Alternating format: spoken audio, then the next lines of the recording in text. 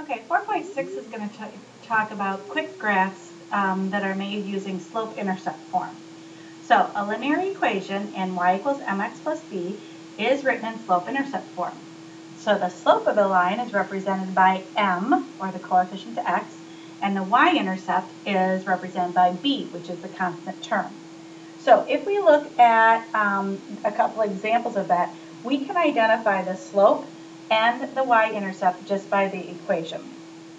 So our first equation, y equals negative x plus b.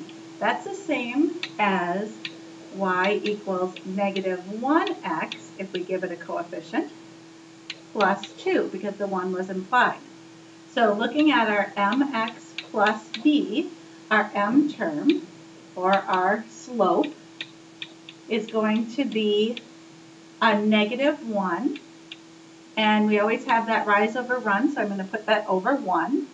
And our y-intercept, which is the b term, is going to be 2.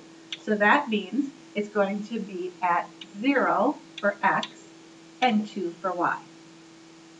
Okay, doing the same thing on our next equation, we could go ahead, and this one's a little trickier because we have this in a fraction form, divided by 2. But if you remember from our last lesson, that would mean x is divided by 2 and 2 is divided by 2. Now, the x doesn't have a coefficient, so I'm going to put my 1 in there. So my m term, or my coefficient to x, is going to be 1/2. And that is written in fraction form the way we need it to be. And my and I guess there's a typo from what was in the book. This one should be 3. So if that's the case there, I'm going to change this to match it in case you're looking in the textbook. So then my y-intercept, or b, is going to equal 3/2, which means it's going to be at 0, 3/2, or you could write it as 0, 1, and 1/2. Okay, same answer there. Now, we have a couple other examples here. So we have y equals, and all we have is a constant term in this one. So y equals, we don't have an x term, so I'm going to say 0 x's minus 4. That would be the equation, putting it in slope-intercept form. In that case, my m is 0. That means I have a horizontal line. And my b, or y-intercept, is going to be negative 4. Remember, this is the whole term there. So that means I'm going to have a point at 0, negative 4. And in the last case, we need to do a little algebra first. We have 2x minus 4y equals 16. We want it to be the y by itself, so I'm going to get rid of my 2x by subtracting it from both sides. Now I have a negative 4y equals negative 2x plus 16. Now I'm getting closer to the slope-intercept form, but I need to make sure I have a single y here. So I need to divide everything by negative 4, because negative 4 over negative 4 is 1. So now I have my single y, and that means I have to do the same thing on this side. Negative 2 divided by negative 4 would be, if I reduce it, it's going to be a positive, and it would be 1 over 2x plus 16 divided by a negative 4, which would actually be negative 4. We could have just written that as minus 4.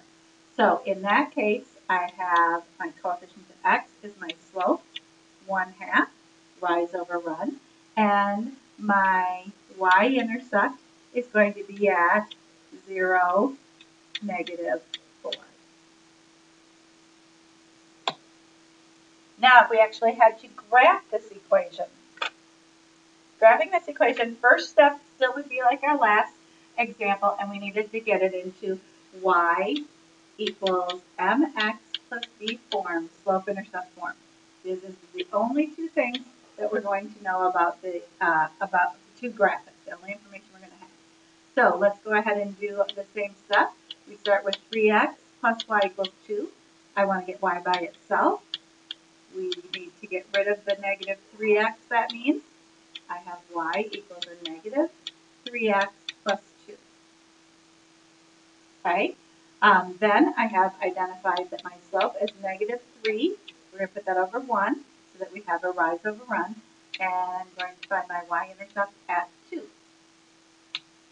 So let's go ahead and I'll just go ahead and actually copy what I have there so that we can just move that to the next screen. We get all that there.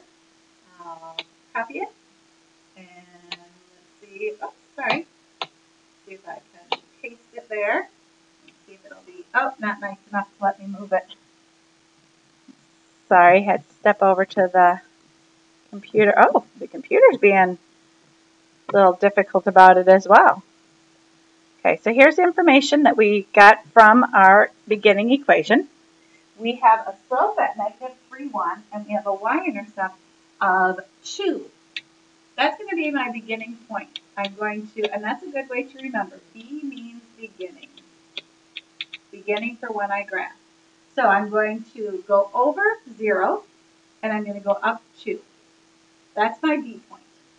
Now I'm going to use my slope, do it in a different color, use my slope to find my next point. My slope says negative 3, so I'm going to go 1, 2, 3 down, and I'm going to go over 1.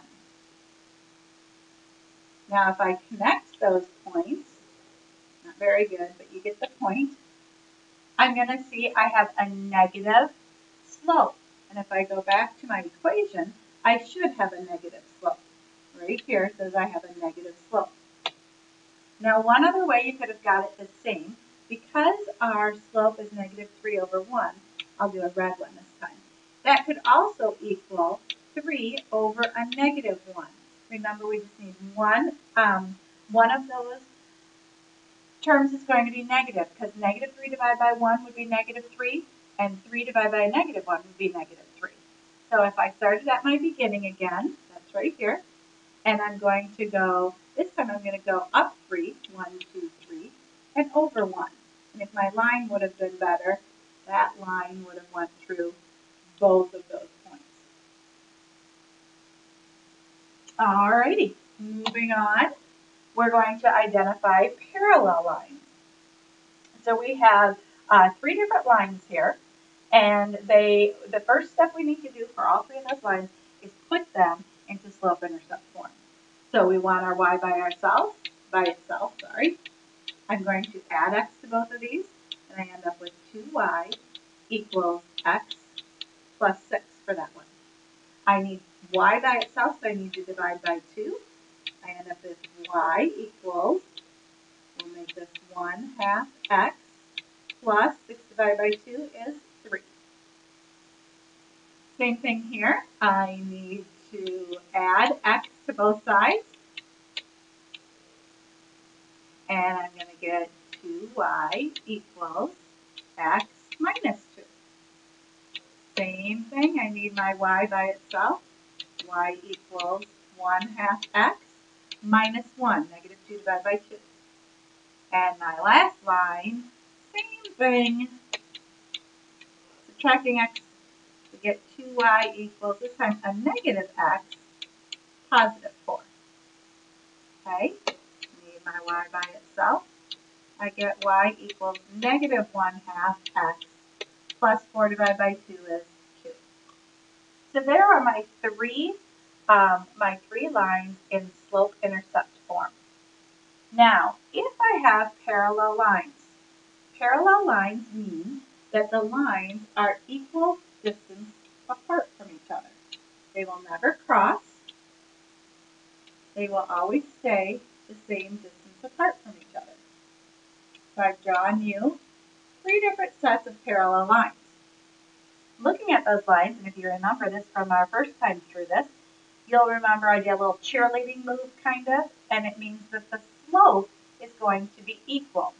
So to identify, we're going to look at the slope in each one of these equations.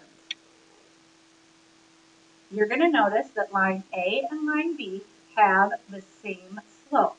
That means that, let's change that to that means that line A and A, I'm sorry, line, whoa, I did that terribly. Some old ones there. So line A and B are parallel. A is parallel to B, B is parallel to A. All right.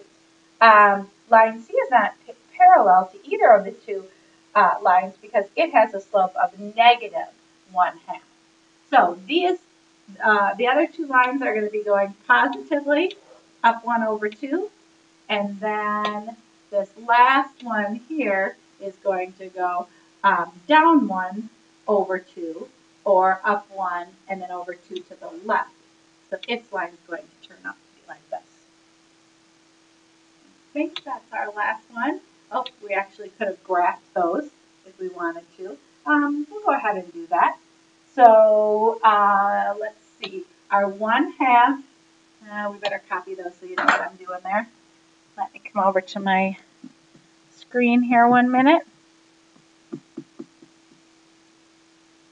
I'll get that 2 in there. It doesn't want to come in there. Looks like they're all getting, there we go. Copy that.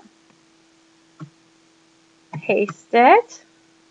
And let's see if we can, I have the larger ones here, so let's see if we can graph each one of these. All right. So let's go ahead and I'll graph this first one. This will be my blue line. So my y-intercept's at 3, 1, 2, 3. And my slope is going to be up 1/2, both of those positive. There, oh, near miss again. There's my first one. My next one will be the green one. And I'm going to, oh, we lost a little bit of a 1 here. I'm going to go at my y-intercept is going to be at a -1. But again, I'm going to go up 1 and over 2. And let's see if I have a better line here. And for not very straight lines, those lines show that they are parallel. Now let's do our last one with our primary colors here. And I'm going to go to my y-intercept of 2. And it says my slope is going to be down 1/2. Or it could have been up 1 and to the left 2. Because it's a negative. And you can see that one would not be parallel. And now we are to our last screen.